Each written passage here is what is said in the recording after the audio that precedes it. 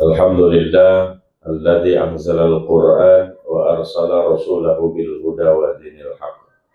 Asyhadu an la ilaha illallah al-malikul haqqul mubin wa asyhadu anna Muhammadar Rasulullah as-sadiqul wa'dul amin. Allahumma shalli ala nuril anwar wasiril asrar wa tiryaqil aghyar wa miftahi babil yasar sayyidina wa maulana Muhammadinil mukhtar wa alihil abhar wa ashabil akhyar adada ni'amila wa ifdali wa ba'da. Yang saya muliakan para alim ulama, para kiai, para asatizah, bil khusus Ustadz Espian Nur, Ustadz Muhriadi, Ustadz Luqman, dan para sesepuh, ini sepuh masyarakat Samboja yang dirahmati Allah Subhanahu wa Ta'ala. Alhamdulillah, berkat izin Allah Subhanahu wa Ta'ala, malam hari ini kita bisa bermuajahah satu pertemuan yang dirasa sangat mulia, satu pertemuan yang dirasa sangat penuh berkah. Karena Rasulullah Shallallahu Alaihi Wasallam bersabda, salah satu golongan yang nanti di hari kiamat diselamatkan Allah Ta'ala adalah orang yang bertemu karena Allah dan berpisah karena Allah Subhanahu wa Ta'ala. Dan mudah-mudahan kita semua yang hadir terjaga niatnya untuk semata-mata yabghi wajhillah, mencari ridhonya Allah Subhanahu wa Ta'ala. Alhamdulillah. Yang kedua, mari sama-sama kita menelisik diri kita. Sungguh dalam Al-Quran Allah Subhanahu wa Ta'ala mengatakan faman kana yarju maka man siapa orang ya kana adapun yarju yang ingin berjumpa liqa rabbi ya, dengan Allah Subhanahu wa Ta'ala, maka dua amalan yang harus dia lakukan, dua amalan yang harus dia kerjakan, dua hal yang harus dia laksanakan dalam hidup ini. Falyamal amalan sholihan, maka beramal dengan amal yang soleh.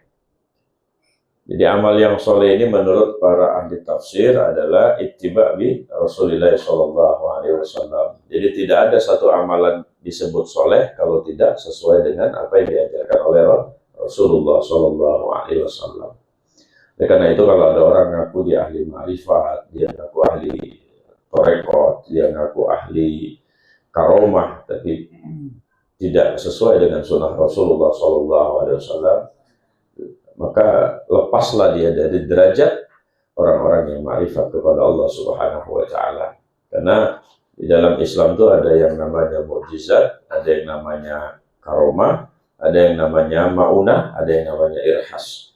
Kalau mukjizat itu minallah ila rasul, ya, jadi dari Allah untuk rasulnya, ya. Jadi para nabi dan rasul itu mukjizat.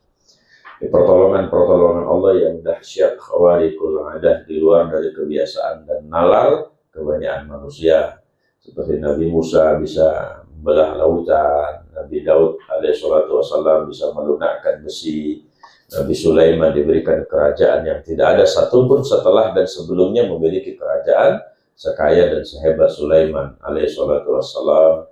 Ya, Nabi Ayub ya diberikan kesabaran dan keikhlasan, bahkan Syaitan laknatullah alaih pun harus minta izin kepada Allah untuk mencoba Ayub. Ya, kalau kita nih setan nggak perlu izin, Pak, main tabrak aja.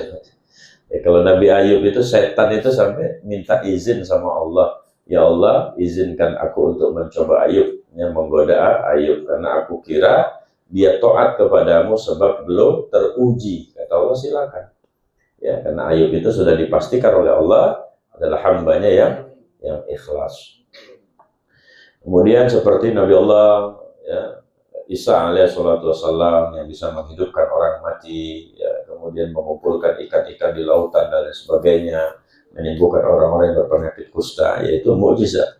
Rasulullah Shallallahu Alaihi Wasallam bisa membelah bulan, ya, dan ahli-ahli astronomi, ya, ahli-ahli perbintangan perbulanan menemukan bahwa memang ada bekas belahan pada bulan setelah diteropong dengan alat-alat canggih modern saat ini. Dan itu adalah ketika Rasulullah SAW menunjukkan salah satu mukjizatnya kepada kaum Quraisy bahwa dia adalah Rasulullah SAW itu ya Nabi dan Rasul. Ya, banyak lagi mukjizat yang paling agung adalah Al-Quranul Karim. Ya, Al-Quranul Karim adalah mukjizat yang paling agung. Nah, kalau karomah itu untuk wali-wali Allah Subhanahu wa Ta'ala. Ya. Inna akramakum indallahi atqakum. Jadi karomah itu dari Allah. Dan karomah ini Bapak, Ibu, jangan disalahkan. Banyak orang bilang karomah ini bisa diwariskan. Nggak bisa. Karomah itu nggak bisa diwariskan. Karomah itu nggak bisa diajarkan. Jadi kalau ada orang bisa bilang, ini saya dapat karomah ilmu kebal, kemudian bisa diajarkan sama orang, itu kadzab, itu dusta. Karomah itu nggak bisa diajarkan. Misalkan ada orang bisa jalan di atas air, dia bilang ini karomah, dan kalau kamu mau belajar ilmu di atas air, berjalan di atas air, kamu ikut saya, nanti saya kasih karomah. Itu nggak bisa. Karomah itu nggak bisa diberi-beri sama manusia ke manusia. Karomah itu nggak bisa diajarkan dari manusia ke manusia. Karomah itu nggak bisa diwariskan dari ayah ke anak. Nggak bisa. Karomah itu minallah, karunia dari Allah Subhanahu wa Ta'ala, sebab ketakwaan seorang hamba kepada Allah Subhanahu wa Ta'ala. Dan wali-wali Allah itu hampir semuanya memiliki karomah. Ya, jadi karomah itu juga beda dengan irhas, ya, beda dengan irhas. Karomah itu apabila ditajalikan Allah karomah seorang walinya, seorang kekasihnya, yaitu tanda Allah ingin memasyhurkan, ya, ingin Allah mensyiarkan bahwa Islam ini memang betul-betul dijaga oleh Allah Subhanahu wa Ta'ala. Jadi contoh misalkan kayak Zunnun al-Misri rahimahullah ta'ala bisa merubah pasir menjadi emas. Ya, nah saya kira kenapa kok Zunnun al-Misri bisa diberikan karomah sedemikian luar biasa? Karena dia tidak punya hasrat terhadap emas. Saya kira kalau saya yang dikasih karomah bisa merubah pasir jadi emas, itu saya tiap hari nongkrong di pantai Samboja ini. Nah karena kita masih punya syahwat terhadap dunia, maka karomah itu gak nempel sama kita. Ya.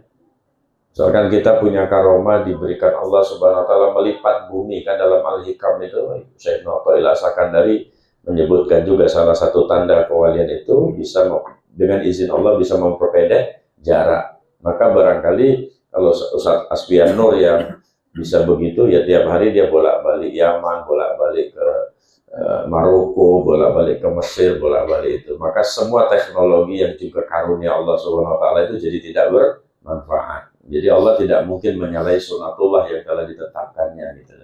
Nah, maka orang-orang yang mendapatkan karomah itu mesti orangnya sir, ya, penuh dengan rahasia. Jadi jarang dia apalagi sampai nonjol-nonjolkan diri, saya ini punya karomah, datang aja kamu ke saya, nanti saya yakin nggak bisa. Ya. Biasanya justru malu. Orang punya karomah itu biasanya makin malu. Makanya Sayyidi Syekh Abdul Qadir Al-Jailani Qaddasallahu Sirruh menulis kitab namanya Sirrul Asrar, rahasia di atas rahasia. Jadi ya yang sir ya biarlah sir, yang rahasia biarlah rahasia. Bahkan mohon maaf Pak, kalau Bapak dikasih karomah bisa melihat kejadian yang akan terjadi besok, mungkin Bapak stres. Ya, ternyata 3 tahun lagi istri Bapak selingkuh. Dan itu ditampakkan Allah Subhanahu wa Ta'ala. Atau besok ketahuan 3-4 hari lagi anak Bapak bakal ditabrak mobil truk. Apa nggak stres kita kalau dikasih tahu bocoran-bocoran takdir oleh Allah Subhanahu wa Ta'ala gitu ya. 4 hari lagi bahwa rumah kita akan kebakaran. Apakah gila kita dibuatnya gitu. Maka yang hal-hal begitu tidak mungkin diberikan kepada orang-orang kecuali memang sudah wilayahnya itu aulia illahi ta'ala yang mampu menjaga rahasia Allah Subhanahu wa Ta'ala. Kalau kita yang masih ember ini rasanya berat, ya. Orang jangankan dapat karomah, belum dapat karomah aja udah cerita sana sini, kalau sudah dapat kesaktian gitu ya. Ini hati-hati. Ya. Jadi jangan tertipu kita dengan orang-orang yang mengaku memiliki karomah. Semakin orang itu mengaku memiliki karomah, pertanda dia bukan wali Allah Subhanahu wa Ta'ala. Tapi kalau Allah tampakkan karomahnya, itu lain cerita. Ya, lain cerita. Nah, kemudian dan sebaik-baik karomah itu adalah sebaik-baik karomah menurut para aulia Allah adalah ketika kita diberikan rasa rindu, rasa cinta setiap saat, setiap waktu kepada Allah Subhanahu wa taala. Sampai Sayyidina Ali karramallahu wajhah mengatakan, sekalipun doaku tidak diijabah oleh Allah Subhanahu wa taala, tapi aku bergembira dengan izin dan perkenan Allah, aku berdoa. Jadi bisa berdoa itu sudah bahagia banget, nggak usah dipikirkan dikabulkan, ya. Bisa berdoa itu saja alhamdulillah banget. Artinya Allah masih memperkenan kita berdoa. Masalah dikabulkan tidaknya ya urusan Allah taala. Tapi ketika Allah masih bisa mengizinkan kita, Allahumma ya Allah ya Fatah ya Hamid ya Ghaniyul Mu'min, alhamdulillah banget gitu ya. Nah, sama ketika Allah bisa mengizinkan kita kumpul kayak begini, alhamdulillah banget Pak. Jadi nggak usah mikir macam-macamnya gitu. Ya Allah, alhamdulillah udah bisa ngumpul maulidan, baca diba, baca diulang, dan sebagainya. Udah alhamdulillah banget gitu. Bisa ketemu dengan sesama saudara muslim, saling sapa, saling tegur, saling ngopi. Ya, alhamdulillah banget. Nggak usah mikir yang tinggi-tinggi. Ya orang Jawa bilang nggak usah endur-endur banget lah gitu ya. Udah kalem aja gitu, alhamdulillah. Bisa sholat 5 waktu, punya istri yang halal ya. Alhamdulillah, karena banyak juga istri yang nggak halal. Ya, jadi punya istri yang halal, walau la jamil gitu ya, la jamilah, mungkin nggak cantik, tapi alhamdulillah punya istri gitu ya. Alhamdulillah walaupun nggak kurus, punya istri gemuk, ya alhamdulillah punya istri. Betapa banyak orang yang berusaha punya istri nggak punya gitu ya. Nah, ya, ala kulli halin lah gitu ya. Ya jadi syukur banget gitu loh ya. Kita bisa ngunyah makanan itu, sebenarnya itu yang disebut ina atau inakal kausar. Setiap saat banyak nikmat Allah, bisa minum, bisa makan, ngunyah, masya Allah luar biasa. Saya ini mata udah setengah kabur Pak, jadi kalau khususnya jam 6 ke atas itu udah kayak rambut ayam gitu, udah putih aja bawaannya. Makanya saya nggak berani kalau nyetir malam, jalan malam itu kurang berani, karena memang kabut gitu. Jadi ketika saya siang hari itu melihat hijau, masya Allah luar biasa gitu ya, luar biasa. Jadi yang masih terang penglihatannya, yang masih nyaman penglihatannya, bersyukur aja. Jadi nggak usah macam-macam, hidup itu tinggal syukuri saja gitu, syukuri ya. Ya kalau banyak sedikit itu kan perkara rasa syukur saja sih sebenarnya, rasa syukur saja. Yang banyak jadi terasa sedikit kalau tomak ya, kalau serakah. Yang sedikit jadi terasa banyak kalau syukur ya. Jadi istri satu itu ya kalau disyukuri ya banyak gitu ya. Istri 3 kalau nggak disyukuri pengen kawin aja terus gitu ya, itu nggak syukur, ya, kurang syukur ya. Ya walaupun nanti kata Allah, la in syakartum la azidanakum, kalau kamu bersyukur aku tambah. Nah itu lain cerita gitu ya. Alhamdulillah punya istri 1, nanti ditambah Allah 2, 3, itu ilmunya Guru Muharyadi lah ya. Saya nggak sanggup gitu ya. Nah jadi karomah itu semacam itu. Nah kalau kelas kita ini maunah namanya, ya, i'anah, pertolongan Allah Subhanahu wa taala. Nah jadi pertolongan, kalau kelas kita ini masih berdoa ya, dengan sebab doa. Misalkan kita baca Allahumma inni a'udzubika min syarri nafsi wa min syarri kulli dabbatin anta akhidhun bi nasiyatiha. Ya Allah, aku berlindung dari kejahatan diriku dan kejahatan hewan-hewan yang melata. Jadi kalau kita baca itu, mauna Allah datang. Misalkan ada ular kobra ya, ada ular kobranya nggak gigit kita. Misalkan ketemu orang-orang yang berusaha untuk jahat sama kita masih baca a'udzu bikalimatillahi tammati min syarri ma khalaq. Allah lindungi kita bi asbabid doa. Misalkan bismillahirrahmanirrahim la yadurru asmi. Kelas kita, karena kita bukan kekasihnya Allah.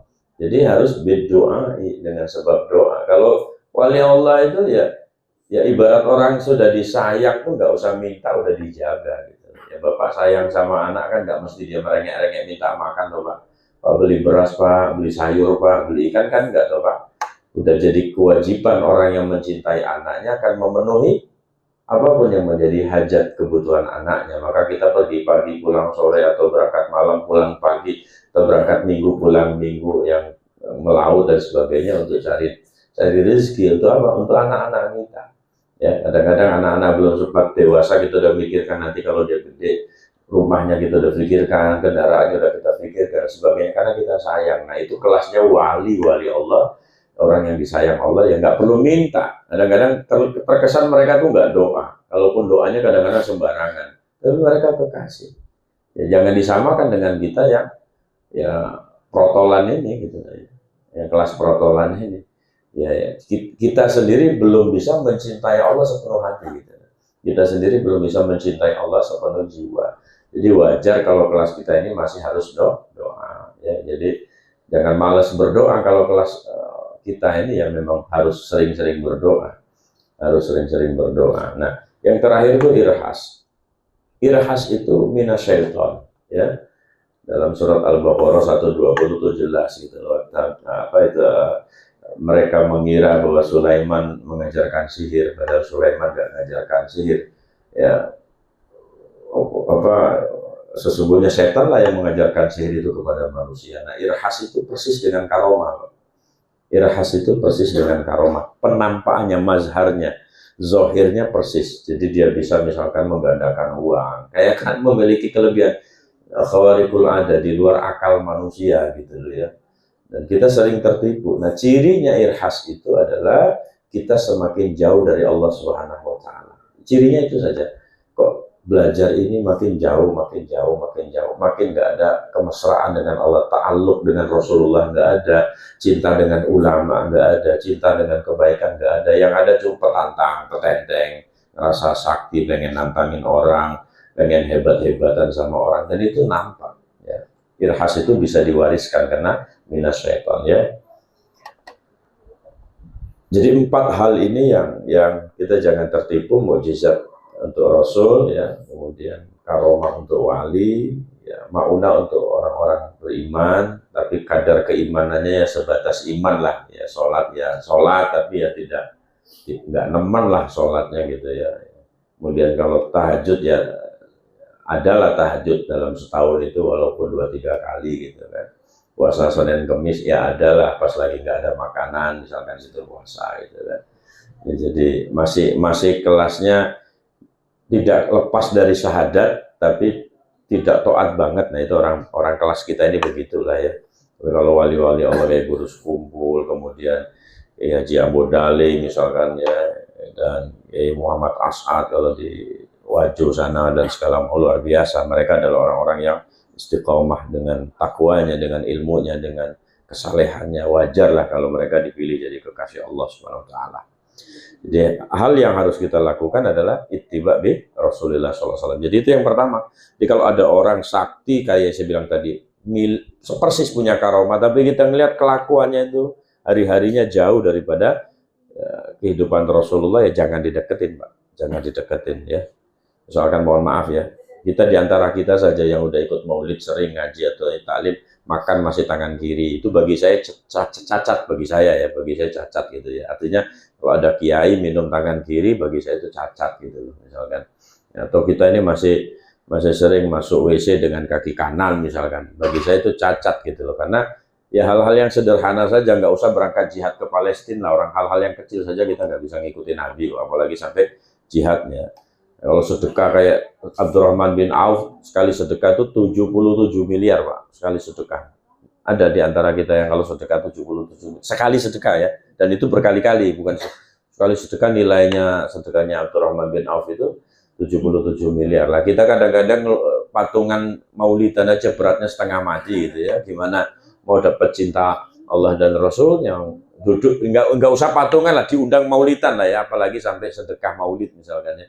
Diundang maulid saja, yang tinggal datang dengerin ceramah, pulang dapat makan, kadang nasi kotak, itu aja beratnya setengah mati, Masya Allah ya. Makanya saya sering bilang di komunitas pendakwah keren itu, Ustadz itu jangan jauh dengan para sahabat, jauh dengan Rasulullah SAW, apalagi bandingannya. Dakwahnya Ustadz sekarang kan enak Pak, naik pesawat, ya, dikasih villa, jemput pakai mobil, ya, duduk paling depan, ada makanan, ya, pulang-pulang ya salah-salah dapat amplop gitu kan misalkan. Itu saja masih ngakunya berat gitu loh.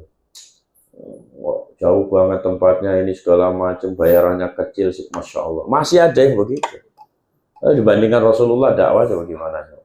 Dilempar, dihina, diejek. Saya kira Ustadz Asfianur belum sempat mengalami dihina-hina sampai dilempar batu, kemudian dibilang majnun, dibilang majhul dan segala macam gitu kan, gila, diarak-arak anak kecil sekampung, tidak dipercaya, Masya Allah. Nggak ada kita ini Ustadz begitu. Sekarang ini Ustadz dimuliakan, diagung-agungkan. Tapi tetap saja ada di hati kita para dai, para ustadz kadang-kadang merasa masih tidak sempurna. Umat melayani dia, bukannya dia harus melayani umat. Makanya kadang-kadang saya sering sebut khadimul ummah, pelayan umat. Ini pelayan apa minta dilayani gitu. Nah, ini kan harus kita bedakan. Ini penting sekali. Maka di KPK ini, di komunitas pendakwah, karena ini latihannya berat. Ya, saya bilang tadi sama Ustadz Muryadi, sama Ustadz Lukman, kemarin saya dakwah keliling Sumatera Selatan, Pak, masuk ke pelosok sampai 9 jam. Saya bawa mobil sendiri, ya nyetir sendiri, ya bensin sendiri.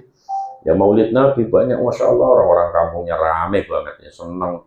Itu pulang kan saya dikasih amplop, tapi amplopnya tuh nggak pernah saya buka, saya kumpulkan jadi satu. Jadi nggak ngerti mana yang besar, mana yang kecil, segala macam. Saya serahkan sama kawan-kawan KPK di sana, monggo lah. Dan begitu mereka buka, ada yang 50.000, Pak. Satu amplop 50.000. Mereka langsung nangis gitu. Kiai minta maaf, ini ada yang, nggak apa-apa, saya bilang. Loh, kalau seandainya ukurannya nyari duit, saya bilang ya nggak pantas saya jauh-jauh dari Jawa, naik mobil sendiri, yang tolnya sendiri udah sekian, bensinnya udah sekian, penginapan sudah sekian, terus sampai Palembang saya harus naik mobil bis lagi kan. Saya kawan-kawan kebetulan kita bawa bis elep kemarin, jadi 8 orang ikut safari masuk hutan keluar hutan, dan jalannya itu bukan jalan yang nggak bahaya, udah bolong-bolong kanan kirinya jurang gitu kan, gelap sekali. Alhamdulillah. Nah, saya bilang sama Ustadz Muryadi sama Ustadz Lukman, kira-kira antum kalau saya suruh dakwah ke sana mau nggak? Mikir-mikir, masa beli 50.000 B, masa beli 50.000 B, 3-4 kali pertanyaan yang sama, masa ya beli 50.000, kok tega gitu. Dia bilang ya itulah umat, saya bilang. Ya bisa jadi 50.000 itu bagi masyarakat itu udah yang terbaik, karena bisa jadi mereka sudah berusaha mengumpulkan duit satu kampung, masing-masing nyumbang cuma ada yang 500, ada yang 2.000, ada yang apa gitu kan. Dan mereka sudah bahagia ketika maulid Nabi saya, Masya Allah luar biasa gitu.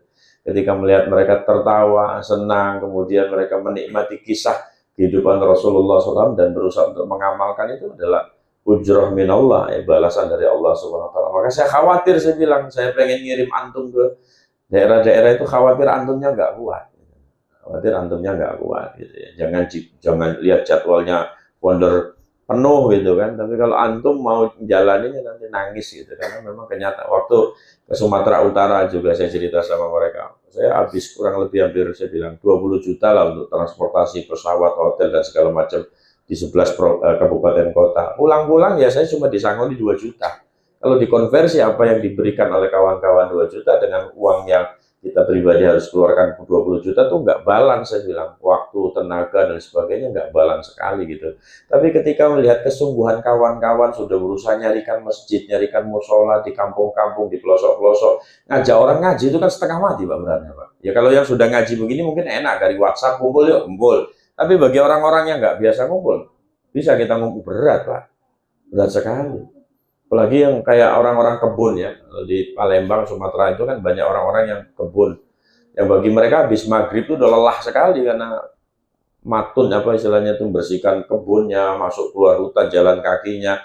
Begitu habis maghrib ya tepar ya, malam-malam suruh ngumpul tuh, wah beratnya luar biasa. Jadi ketika ada 10-20 orang ngumpul, bagi saya itu anugerah yang besar, karena ngumpulkan orang untuk dengarkan ngaji itu berat. Nah, beda di Kalimantan Timur yang udah jadi gitu ya. Ustadznya yang Ustadz bisa datang nggak bisa, kapan Ustadznya bisa, nah, beda. Kalau di sini kan masyarakatnya sebagian besar udah jadi. Tapi coba masuk ke wilayah-wilayah atau ke Berau saja bagian ujung sana ya, atau masuk ke bagian Kubar sana. Kemarin ada dai dari Jawa Timur saya kirim ke Kubar 2 orang, teler juga, Pak, teler juga ya, naik ke Tinting dan segala macam, pulang nggak bawa duit sama sekali gitu ya. Masyarakatnya udah bisa kumpul aja, alhamdulillah. Kubar loh. Ya mungkin kalau di kota Kubarnya masih banyak kawan-kawan kita dari Sulawesi yang sering ngidupinkan masjid, atau dari Banjar yang masih suka ngidupkan masjid, itu masuk ke desa-desanya, nggak kenal lagi sudah dengan kajian-kajian. Nah, mereka bisa kumpul, senang, ketawa ketika ada ustadznya ceramah, khusyuk, luar biasa. Itu hadiah yang luar biasa. Makanya saya tanya dengan 2 orang yang saya utus ke Kubar kemarin, antum pulang nggak bawa duit? Nggak apa-apa. Nggak apa-apa, Kiai. Ya, saya dapat pengalaman, saya dapat ilmu, saya dapat keberkahan saudara gitu. Karena dulu sempat ada yang dari Palembang saya kirim ke Kalimantan, pulang-pulang protes sama saya. Nggak balik modal, saya dibilang. Nggak balik modal.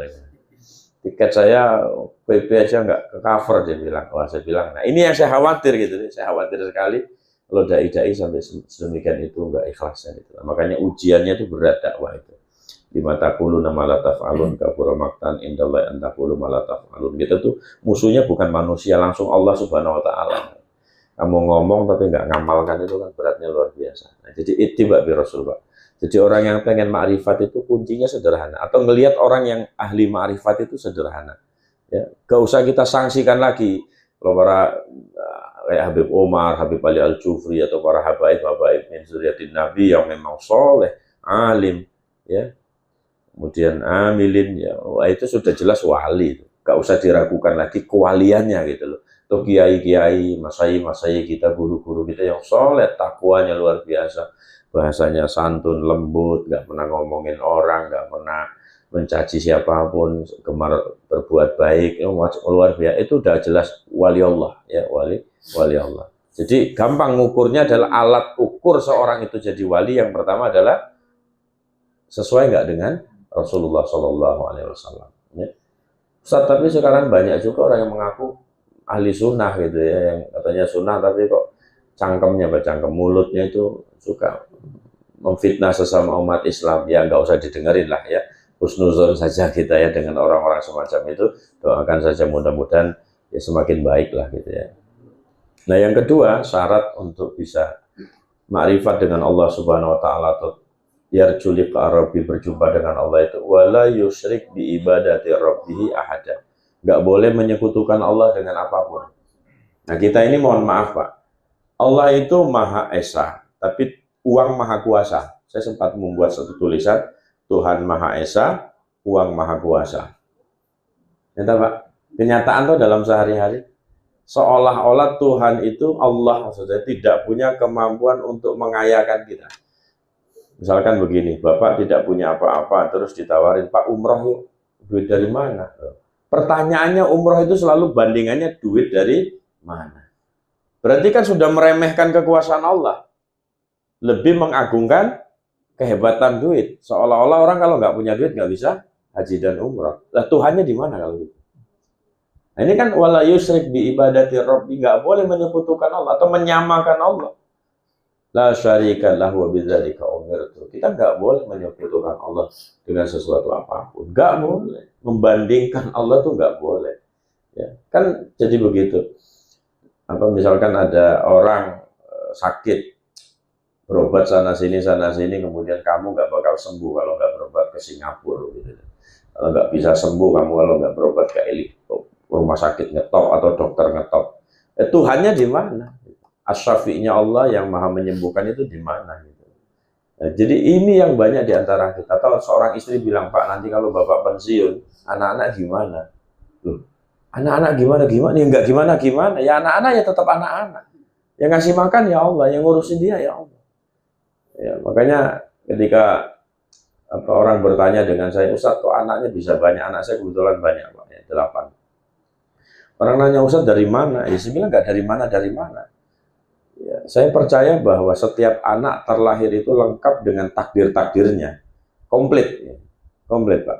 Jadi kita nggak usah khawatir. Anak itu lengkap dengan takdir-takdirnya komplit. Ya, misalkan Ustaz Asfianur di umur sekian belum nikah, ya itu bagian dari takdir. Yang nggak bisa dihalangi oleh siapapun. Dipaksa-paksakan kawin kalau jatah nikahnya umur 31, ya seumur 30 biar jejer 100 cewek nggak jadi Pak.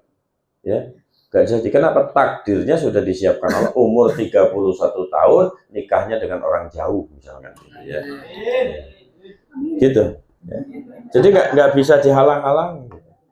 Nyatanya misalkan ada bapak dulu tinggal di Sulawesi atau bapak tinggal di Palembang, kayak saya lah asli Palembang, dapat istri orang Jawa, tinggal di Kalimantan, pindah lagi ke Jawa, mubat-mubit ke ini.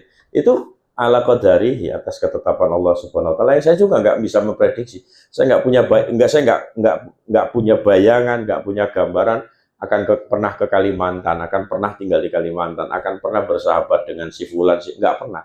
Bahkan hari ini saja saya nggak pernah punya bayangan bisa duduk bareng panjenengan, saya nggak ngerti gitu. Tapi ala qadarihi. Jadi segala sesuatu sudah disiapkan Allah dengan takdir-takdirnya. Jadi kita nggak usah lagi marah-marah dengan kenyataan Presiden Jokowi asu misalkan.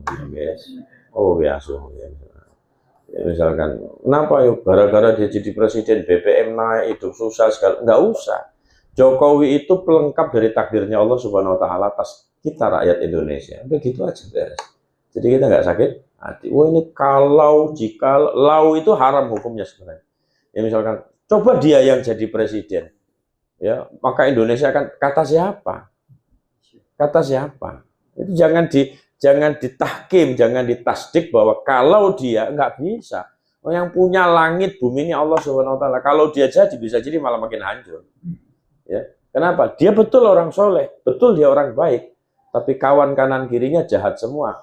Maka dia cepat hancurnya gitu, cepat matinya dia, cepat diracun orangnya, ya, makin cepat hancur dan binasa gitu. Jadi alat ukurnya itu adalah ala qadari atas ketetapan Allah Subhanahu Wa Taala.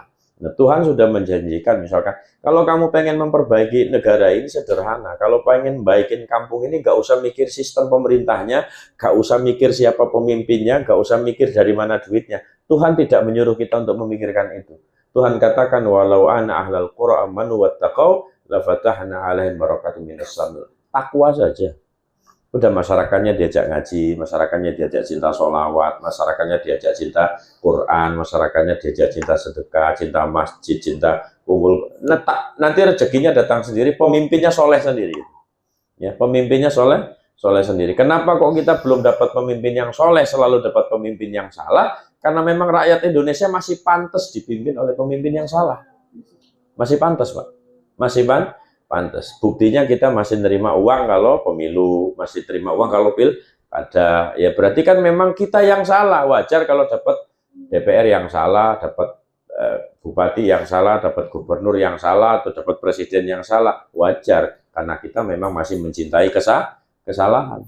Alat ukur kita memilih bukan karena takwa, alat ukur kita memilih bukan karena ilmu, alat ukur kita memilih bukan karena kesolehan, tapi karena like or dislike, karena suka saya pilih, atau karena dibayar saya pilih. Ini hancur. Jadi gak usah kita salahkan siapa-siapa. Jadi Jokowi kah, Puan Maharani kah, Ganjar Pranowo kah, Anies Baswedan kah, semua meneh, sebutin aja semuanya. Itu hanya pelengkap takdir buat rakyat Indonesia. Ya. Tapi yakinlah majelis-majelis halako yang semacam ini makin dibanyain di kampung-kampung, di desa-desa, suatu saat Allah akan kirim pemimpin yang adil untuk Indonesia. Pemimpin yang mampu bawa masyarakatnya itu senang ngaji, senang sholawatan, senang taklim, senang sama Allah, senang sama Rasul. Dan saat itulah keberkahan untuk Indonesia dari langit maupun dari bumi dikeluarkan Allah Subhanahu Wa Taala. Gak usah khawatir batu bara mau habis. Gak usah khawatir, Pak. Allah suatu saat bisa merubah otak kita, ya, dan sepakat seluruh dunia bahwa batu koral itu adalah emas. Atau batu koral sekarang ini yang tidak berharga itu adalah permata. Itu kecil bagi Allah. Dirubah otaknya sama Allah kayak sweet gitu. Semua sepakat bahwa batu koral itu adalah permata dan punya nilai. Kalah batu bara. Ya, suatu saat kan tidak mustahil hal semacam itu.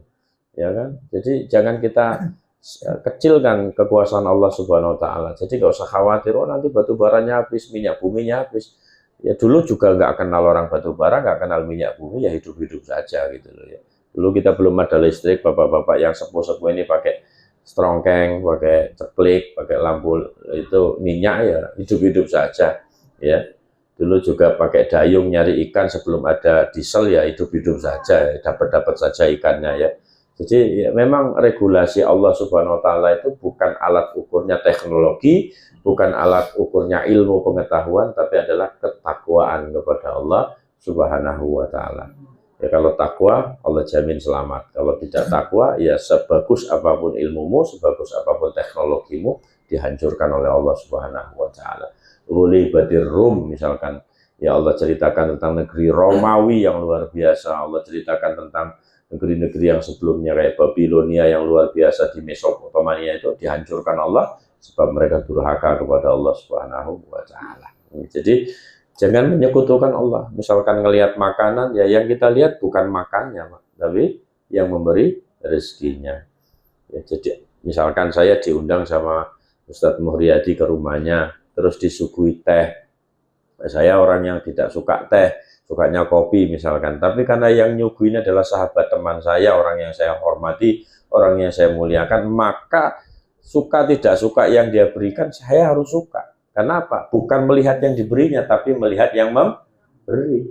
Malam ini misalkan disajikan apa saja, ya harus saya terima kasih, orang namanya juga diberi. Jadi bukan melihat yang disajikan, tapi melihat yang menyajikan itu. Nah sama dengan ketika Robiatul Adawiyah dikasih sakit, dia malah alhamdulillah. Kawannya heran, kamu ini kok dikasih sakit malah bilangnya alhamdulillah. Karena yang ngasihku sakit itu Allah, dia bilang. Apapun yang dikasih Allah itu baik, nggak ada buruknya. Gitu. Nah ini kita kan belum sampai makomnya ke situ, Pak. Ya, kalau kita kan bilang Allah itu baik kalau lagi banyak duit. Wah Allah baik banget, ngapa duitku banyak, ya bisnisku goal gitu. Tapi begitu sudah tahajud, sudah duha, sudah zikir, sudah sedekah, gagal bisnisnya, mulai ngomong, Tuhan kok jahat ya, Tuhan kok nggak baik ya, Tuhan kok nggak peduli ya, udah mulai ragu dengan Allah Subhanahu Wa Taala. Nah kalau kelasnya sahabat itu, ada salah satu sahabat Nabi itu kena penyakit busung air, ya kayak kaki gajah gitulah bengkak. Kalau kita sekarang mungkin asam urat lah gitu ya, tapi bengkaknya besar banget. Kalau disenggol itu sakit. Sampai Rasul tuh bilang kai saja, kai itu di laser ya, besi dipanaskan. Kalau sekarang kemoterapi lah gitu ya. Kata nggak usah ya Rasul, kenapa? Setiap kali datang sakit nyut gitu, hatiku tuh langsung ingat Allah, Allah, Allah. Jadi aku bersyukur sakit ini semakin memperbanyak frekuensi zikirku kepada Allah Subhanahu Wa Taala.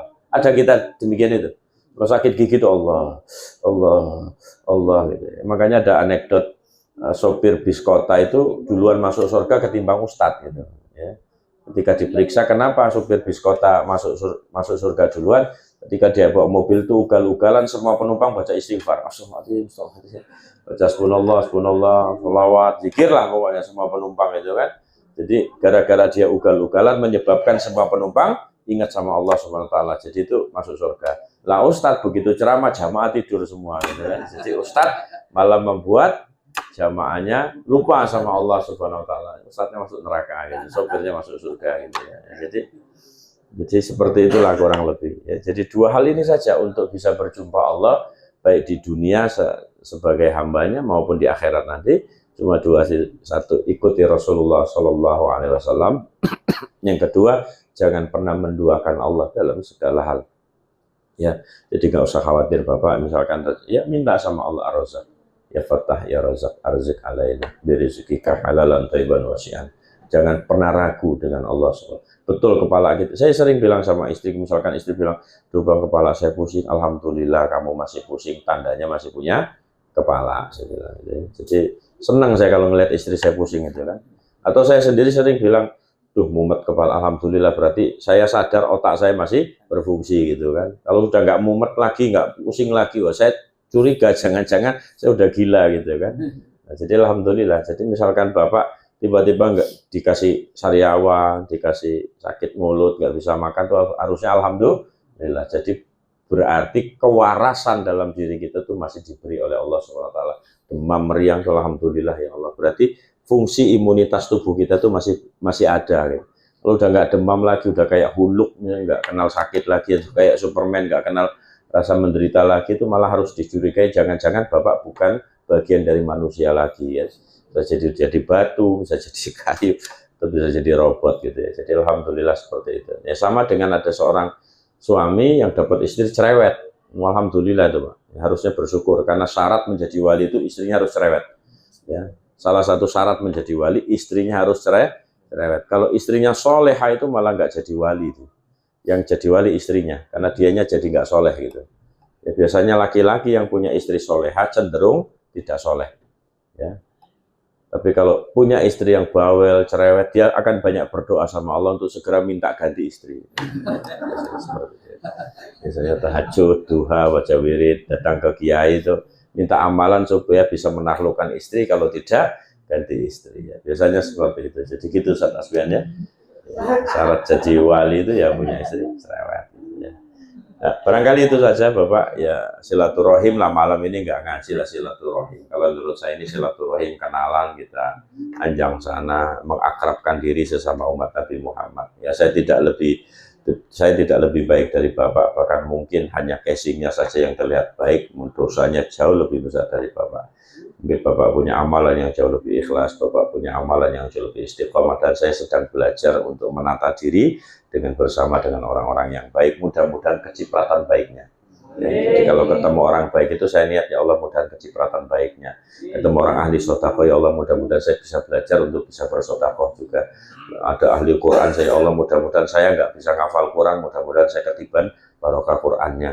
Ada orang dibaan segala macam ya Allah mudah-mudahan kecipratan barokah sholawatnya. Jadi saya ngukur diri saya itu penuh dengan dosa, penuh dengan salah. Ini bukan pura-pura tawadu ngaku, enggak, memang dosanya banyak gitu. Yang tahu dosa saya kan saya, yang jenengan kan nggak tahu. Jadi saya cuma berharap ketemu dengan jenengan itu kata Nabi panjang umur, barokah rezeki.